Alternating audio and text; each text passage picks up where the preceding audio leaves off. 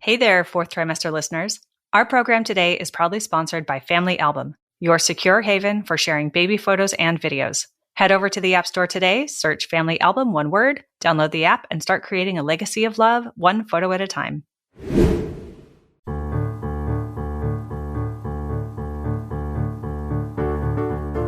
Hi, I'm Sarah Trott, and welcome to the Fourth Trimester Podcast. I'm a new mama, and this podcast is all about postpartum care for the first few months following birth, the time period also known as the fourth trimester.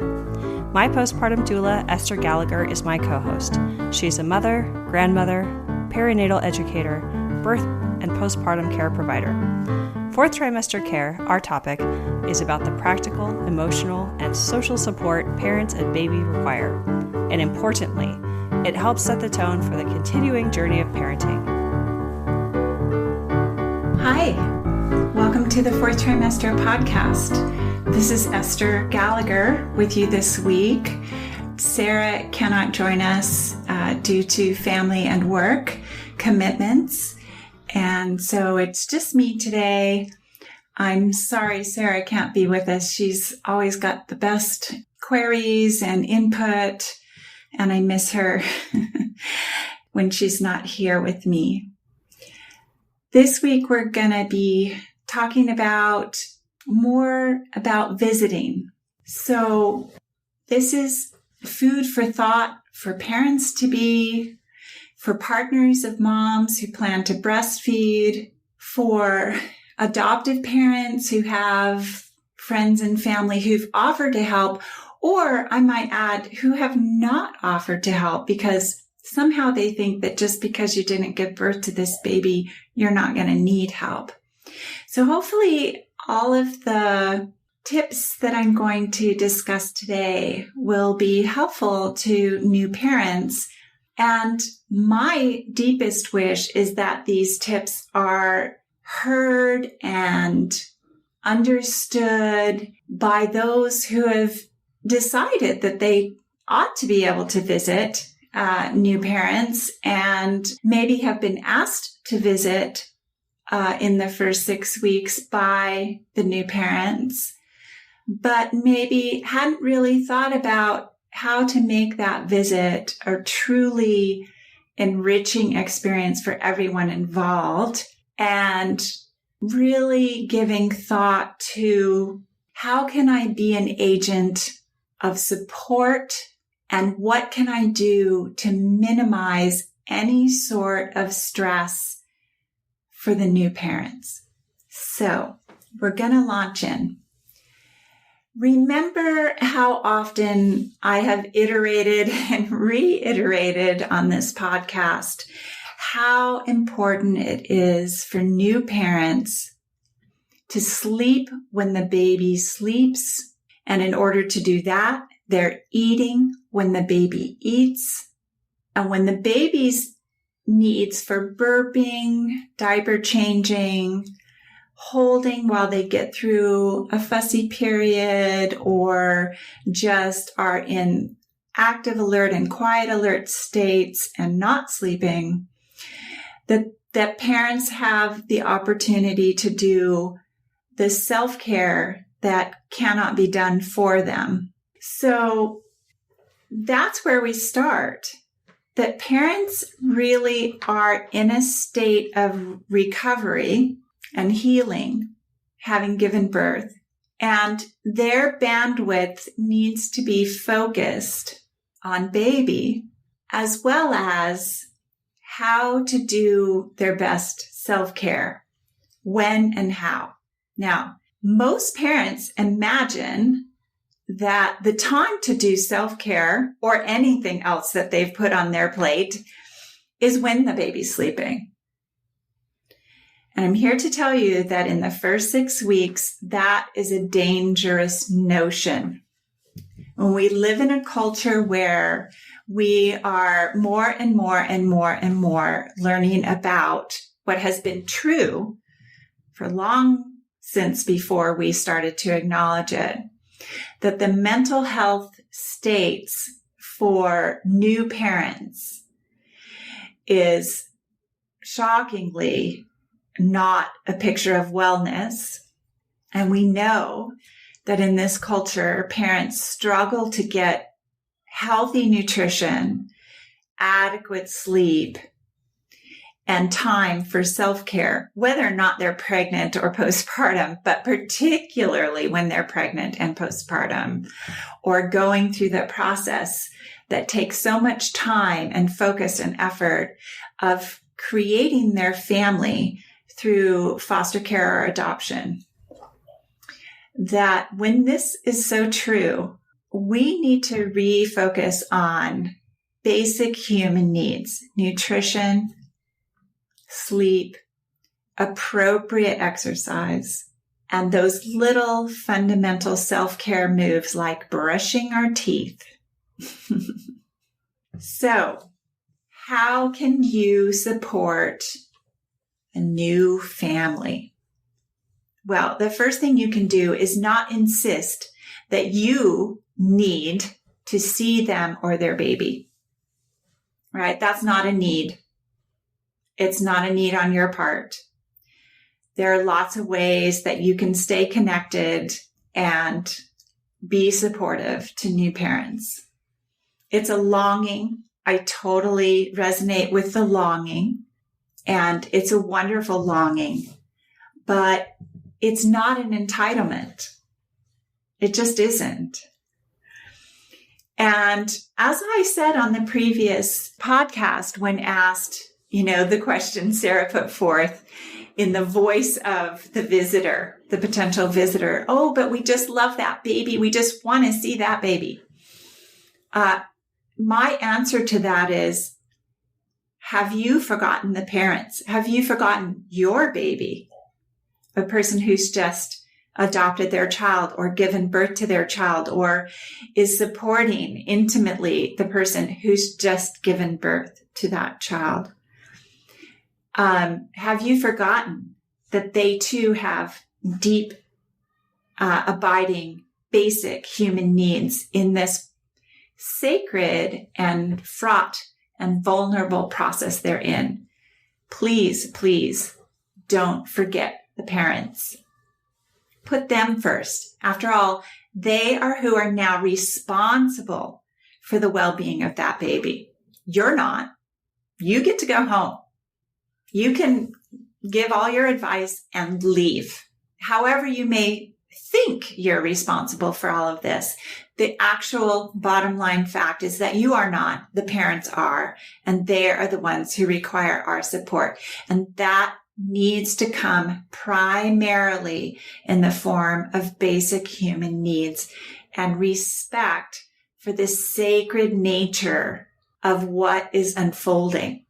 Now, I know there will be people out in the world who say, sacred? Are you kidding me? People are giving birth and adopting children 24/7 around the world all the time. What's sacred about that? Well, I will ask you to just take a step back and ask yourself why in so many of the world's sacred practices, being a newborn, being a new parent is the story. It's the sacred story. It is sacred. However mundane, it is also paradoxically true that it is sacred. It's a sacred time, and it's not over with the birth. It extends into the lifetime, but especially in the first 6 weeks to 3 months. So much is in transition. So much of this is a journey that parents are taking, that it's an exploration. They've never been on this journey before, except as a newborn themselves. So they are learning as they go. So how can we respect that? Well, as I've said often, but I feel it's very important to say again and again, the way that we respect that is to quiet our minds, quiet our hearts, open our eyes and ears, be observant. Notice when a baby is sleeping. Encourage parents without words, right? Without a whole lot of explanation. I see the baby sleeping. Now would be a great time for you to lie down and rest. I will go do the dishes and prepare some snack plates for you and put them in the refrigerator before I go.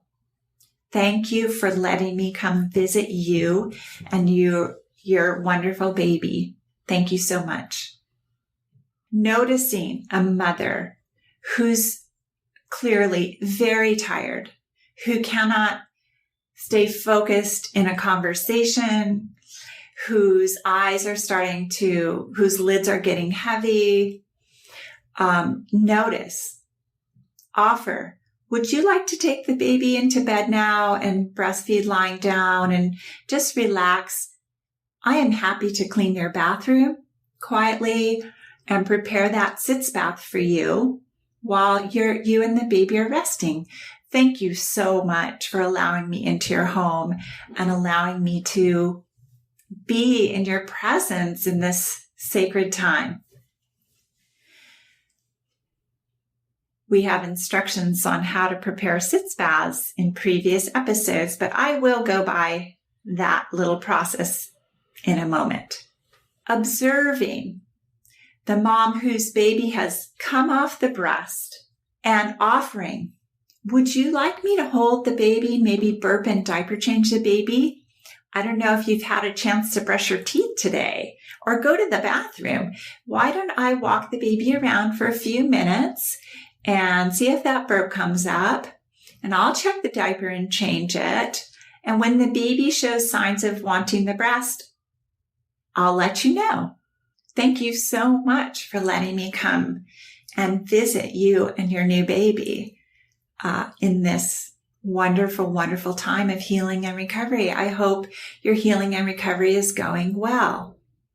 That's sort of the attitudinal stance that I would love if our culture could adopt when visiting new parents. Now, the thing that you're also going to do when you show up for a visit is you will bring nourishing food, not a baguette and chocolates, actual nutrient-dense foods that you've shopped for, and prepared before arriving.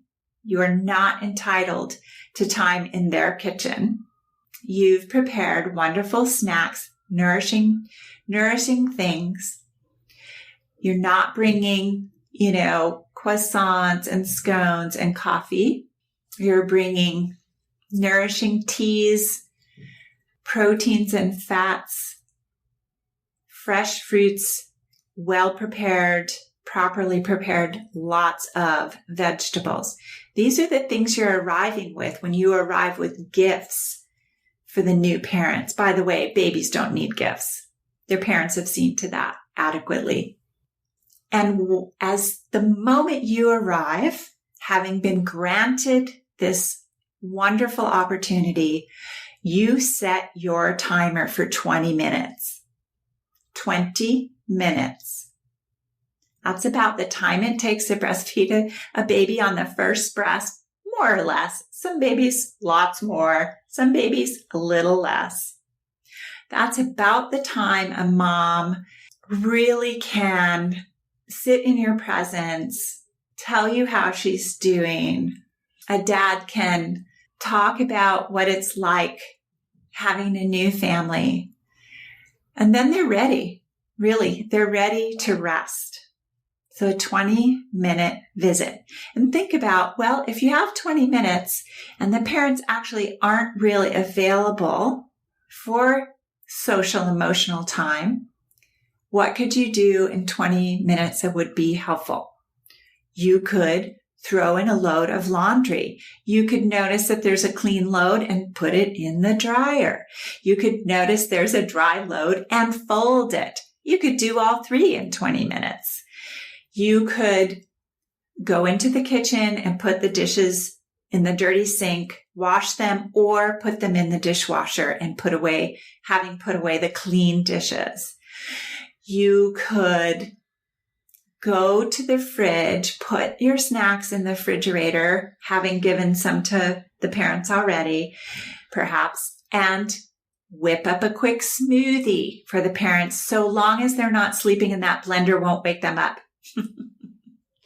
So those are just a few things. Now, preparing a sitz bath may take a little longer. So what does that mean? That means that you've gone to your local herbal apothecary, whatever that looks like. Maybe you've ordered things online. You bring a pasta pot full of water up to boil and turned off the heat. You've added the loose bulk herbs to this no longer boiling water and put the lid back on, and you let it steep for 20 minutes. If mom is awake and prepared for a sitz bath, meaning right away she's prepared, then after the 20-minute steep of those herbs, while those herbs are steeping, actually, you scrub out her tub, you rinse it really thoroughly, you strain the herbs into the already plugged bathtub, and you add the appropriate temperature water to bring the level of the bath water up to no more than 4 inches. And then you help mom by holding the baby, get into the bathtub. If the baby's hungry, you give mom the baby to breastfeed while she's having her soak. By the way, she's not sitting on her stitches or her hemorrhoids. She's leaned back, lying flat on her sacrum in the tub so that this area is not pressurized and is getting the full benefit of the water, the herbal water. She then breastfeeds the baby while you sit nearby, and you take the baby when the baby's done breastfeeding or when the mother is ready to get out of the tub. That's an herbal sitz bath for a new mom. Very simple procedure. Very important that moms have sitz baths in the first week postpartum, and very much something she should not have to do for herself, even though it's very, very healing and nourishing for her to have that time to rest and meditate and soak. This might not be the time that you're going to talk with the mom. You're going to let her rest in the tub. Okay. Hey, fellow parents, can we take a moment to reflect on the joyous chaos that is parenthood? You know those days when our hearts swell with love at the sight of our little ones and we're bursting at the seams to share every adorable moment with the world. But let's be real. Some things are better kept in the family, and your loved ones who matter the most aren't always close by, and they might not be that tech-savvy either. So how can you easily share your baby's beautiful growth with loved ones while keeping your precious memories secure? I remember the frustration of trying to use some of the big tech photo solutions, only to find they fell short of what I needed. That's when I stumbled upon something truly remarkable, the Family Album app. The Family Album app was created to give parents a secure and easy way to share photos and videos with loved ones. It's an orderly and totally secure haven for your family's personal memories. I love that there's no third-party ads, no unwanted eyes, unlimited storage, and that it's totally free. So to all the parents who are out there still trying to use other messaging apps for your kids' photos, it's time to level up your family photo game with a free photo sharing app. Head over to the App Store today, search Family Album, one word, download the app, and start creating a legacy of love one photo at a time. So, I think those are some pretty simple, pretty straightforward do's. And I want to just very quickly, but hopefully thoroughly, go over the don'ts. I talked earlier about kind of the don't of entitlement. Just because you claim some relationship to the new parents does not entitle you to invite yourself to visit, whether or not you've offered to, in air quotes, help. You're not entitled. These parents very much need to know what they can tolerate, what would be nourishing, and what is too much. And no doubt they have a whole list of people who they are concerned about welcoming into this new baby's life in an appropriate time frame. But having just given birth, whatever they may have thought prenatally about how they're going to feel and what it's going to be like after the baby arrives, no matter how much time they've had to prepare for the first weeks after bringing home their adopted baby or child of any age, they really don't necessarily know how those first moments and days and weeks will actually unfold. And it's very, very important that they be allowed the spaciousness to take these moments in one at a time as they're unfolding. It's huge. So you may be anxious and chomping at the bit, but it's very important that we all respect the time and spaciousness needed on the part of new parents to integrate this new experience of being parents. So you're patient. You don't send email after email saying, I can't wait. I can't wait. Well, you really can, and you really have to, and you really should. And that would be the most nourishing thing that you do for new parents is you wait patiently without comment or commentary about the waiting. And you integrate your own experience of waiting. Wouldn't that be nice? Just observe yourself in the waiting and see what arises. And address it as an adult from your own perspective the best you can without smearing that on the new parents. You channel the love and nourishment that you want to give these new parents into something nourishing. You could prepare several meals, put them in your freezer, and when the time comes and when their freezer is welcoming, you gift them those frozen meals. You could look into funding college. If you've got time and money to spare, go to your bank and figure it out. You could do artwork for yourself about this process of becoming somebody related to a new baby and new parents.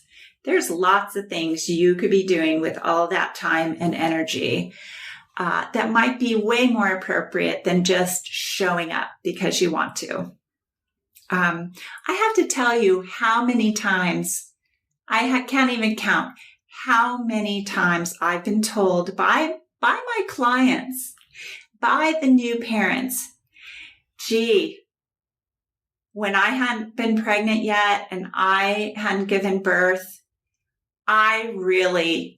when I showed up to visit my friends who just had babies, I was so clueless. I had no idea. And that's the truth of it. You actually don't have any idea. That doesn't mean you're not a good friend. It means you just don't have any idea. And so maybe you contain yourself and say, since I have no idea about what this is like for new parents, I'm going to contain myself and I'm going to wait for the moment. And I'm going to try to learn something from people who are no longer in the 3 months postpartum. Maybe those friends who are now out of the fourth trimester can actually teach me something valuable that I can actually take with me next time friends or family are in the fourth trimester. I also want to briefly talk about the kinds of blaming and shaming that go on in families and amongst friends. This is no small thing.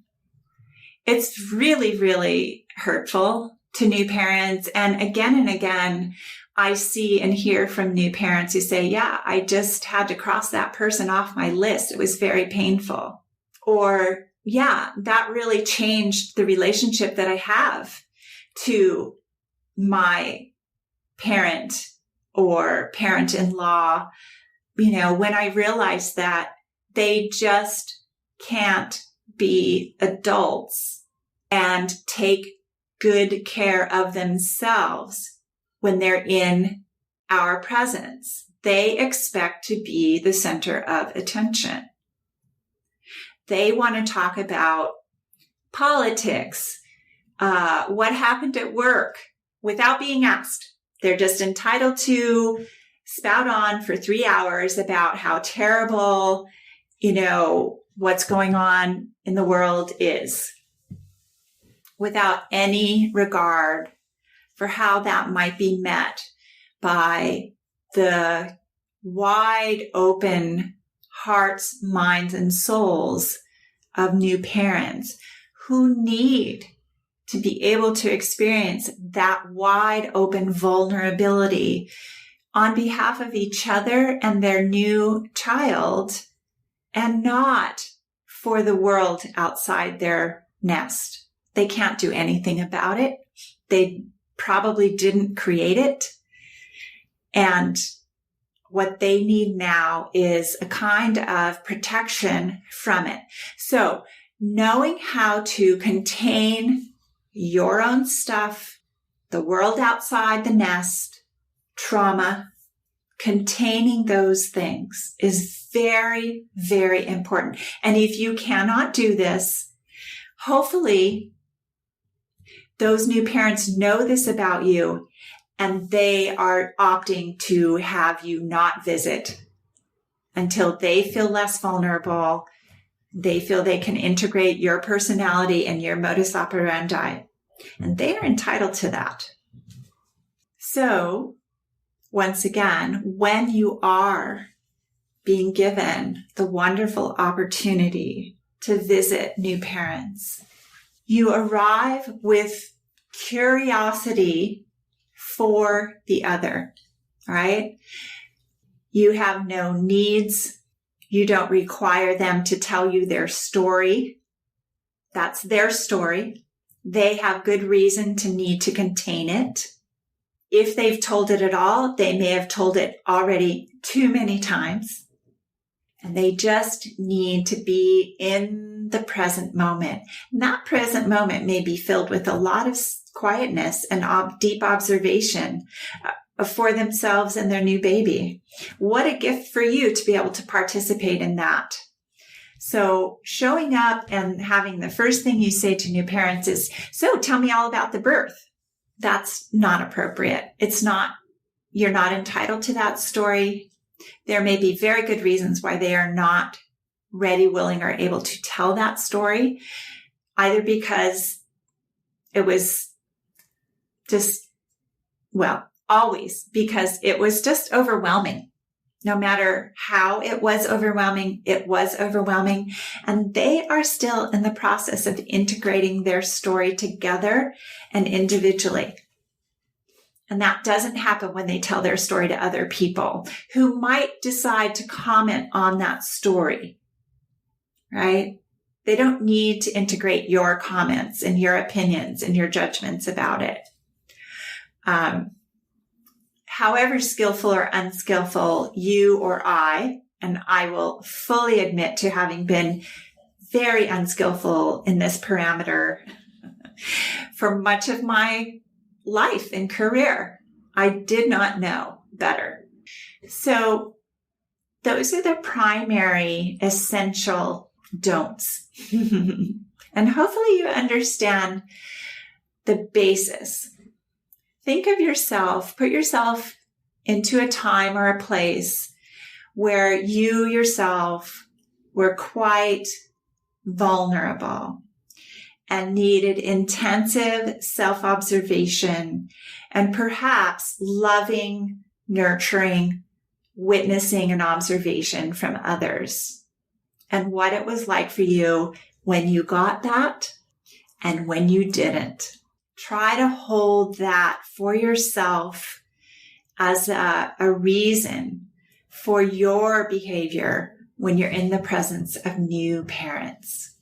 Thanks very much, everybody, for tuning in. And if you get a chance, go to our Patreon page and consider supporting us in some small way. It's been a pleasure to be with you once again, and hope to see you next time on the Fourth Trimester Podcast. Tell all your friends, not just the pregnant ones, not just the adopting ones, not just the new parents. Everybody needs to learn about the fourth trimester because everyone is affected. Love you all. Take care. Bye for now.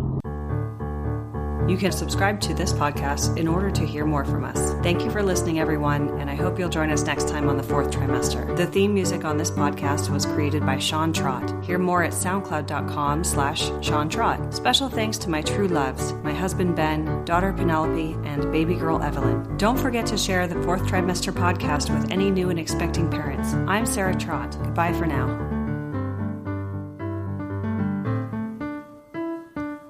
Hello again, bicycle man. I know you're doing all that you can. I wrote the song, simple and true.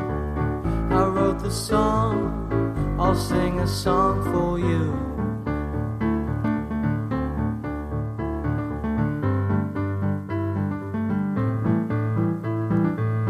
You got your wheels, you got your gears. You ride around town without any fear. You got your pedals, you got your brakes. You always wear your helmet for safety's sake.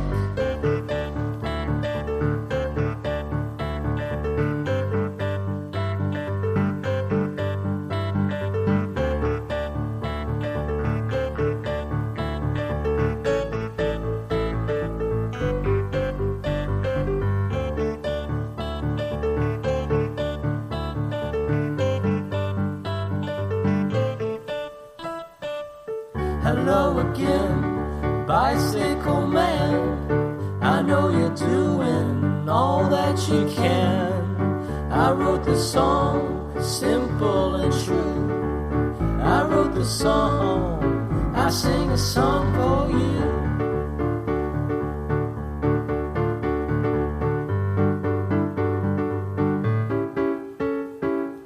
Hello again, bicycle man. I know you're doing the best that you can. I wrote the song, simple and true. I wrote the song, I sing a song for you.